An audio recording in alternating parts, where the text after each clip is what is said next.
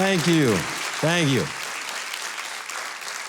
My name is Orlando Baxter, and if you can't tell by my accent, I'm black. So I know that's obvious to most of you guys in here, but Orlando's a Hispanic name. So sometimes I get confused for being Hispanic, and it's always interesting because they'll get real excited. You know, I'll be like, hi, my name is Orlando. And they'll be like, Orlandito. Orlandito, ¿qué pasó? And then I have to tell them the truth. Sorry, I'm basketball black, not baseball black. It's different. So, yeah. One thing I realized over the last couple of years is there's a lot of people that don't realize that black people also use sunblock. I'm serious. I don't know how many times I've been to the beach and people just have this weird expression on their face like, why is he putting yogurt on his skin, right? And I remember the first time it happened, like I was in North Carolina, I was on my way to the beach, and I stopped into a store and I asked this lady at the counter, I said, hey ma'am, can you point me in the aisle where the sunblock's at? And she looked at me and said, for what? I didn't know if she was messing with me or not, so I was like, because I got a white girl tied up in my trunk. Which is rude, but why should I be the only one uncomfortable in the situation, right? And she goes, I didn't mean it like that. I wasn't trying to be rude or offensive or anything. Please forgive me. And I did, whatever.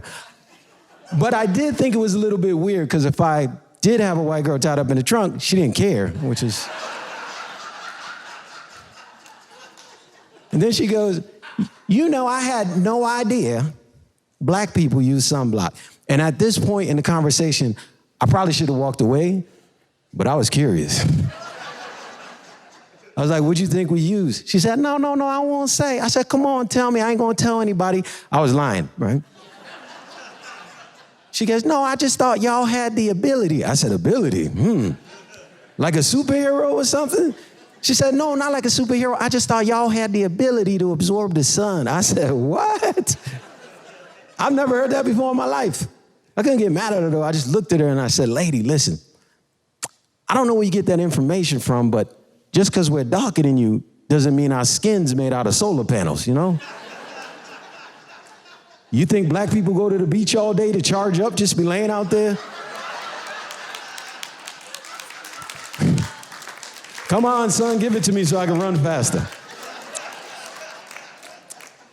I was a high school teacher for 12 years. That was cool. You guys don't care about education? Awesome. It was interesting. I had a weird job. I was the in-school suspension teacher. That was tough, you know. Sometimes I feel bad for some of the kids they would send me. Like one time they sent me a kid from ESL. You know what that is? English is a second language. And they sent him to me because he accidentally broke a window in class. So I'm looking at the referral. I say, Jose, how you accidentally break a window in class? He said, it's not my fault. It's not my fault. The t-shirt, he called his teacher a t-shirt, by the way. I thought that was funny. He said, the t-shirt said to me to crack the window. So,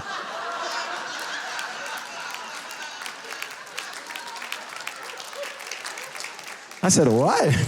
He said, the teacher said to me to crack the window. And I say, are you sure you want me to crack the window? She said, yes, I cracked the window. It's not my fault.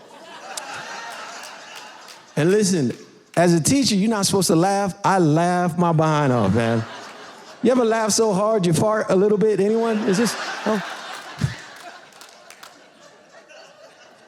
Then I started feeling bad for the kid. Not because he broke the window, not because I farted in his face. I felt bad because I was like, man, what if this kid doesn't change? Can you imagine that 10 years later, he's doing the same thing? He's at the police station. The cop's like, Jose, why'd you shoot that Chinese man? He's like, it's not my fault. It's not my fault. The boss said to me, do you want a cappuccino? And I said,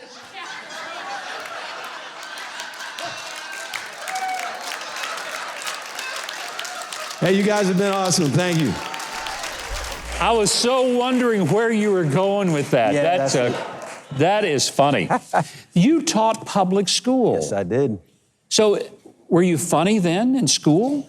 No, according to the kids, I was not, but clearly, I'm here. Clearly, you are. I've made it. But now do you go back and do comedy for students in schools and stuff? Not necessarily for students, but I did start something called Orlando Baxter and Friends, where I decided to, because teaching's such a hard job, it's such a stressful job, and teachers are always concerned about like the mental health of the students, just their well-being. They don't really think about themselves sometimes. They don't need their own self-care. So I created this show where I go to different school districts across the country. It's on Zoom, and I put together a show with all my comedy friends just for teachers. It's a very private show, but it's been doing really well. And in fact, I'll be in Nashville doing Metro Nashville public schools in Shelby County this Thursday coming up. So November 5th. That's pretty cool. So the teachers, the faculty, the administrators get a chance to laugh a little bit, which they desperately need, especially in 2020, because hadn't been enough funny stuff going on. Exactly. You know? So it's a good thing. It's something that's very close to my heart. And as a teacher too, we'd have appreciation week once a year. Yeah. And it was always like a crappy appreciation gift, like a thank you card or a mini candy cane that was always broken. Yeah. They were like, we appreciate you. So this was like an opportunity for me to do something nice for teachers. And it's a free show. But we do, it's a free show for teachers to sign up, but there's a limited spot. That is awesome. We only got about 15 seconds left, but I got to ask you, were you the class clown when you were in school as a kid? No, I wasn't. You weren't? I was the quiet kid, but I was always telling jokes inside my head. Inside your head? Yes. And then one day you walked out on the stage, and here we go, and now you are a very, very funny guy. We are very happy to have you here. Thank you. Would you come back sometime? I definitely would. I had a great time. You heard it. He's coming back. Orlando Baxter, everybody. Thank you. Well, you can find Orlando's special called Glorified Babysitter on Dry Bar Comedy. And for his podcasts, his tour schedule, live Zoom show information, and a whole lot more, visit his website, orlandobaxter.com. Check him out on social media. I think you'll enjoy the laughter.